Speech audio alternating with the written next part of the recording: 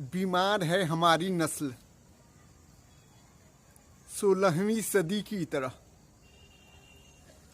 बीमार है हमारी नस्ल 16वीं सदी की तरह।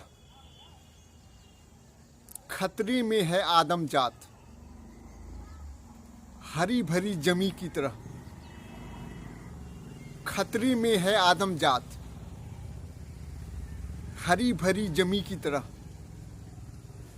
मैं हिंदू तुम मुसलमान, यह ब्राह्मण वह शूद्र। मैं हिंदू तुम मुसलमान, यह ब्राह्मण वह शूद्र। भाईचारा घटता जा रहा अब आपसी यकीन की तरह। बीमार है हमारी नस्ल 16वीं सदी की तरह। खतरे में है आदम जात हरी भरी जमी की तरह। जय हिंद।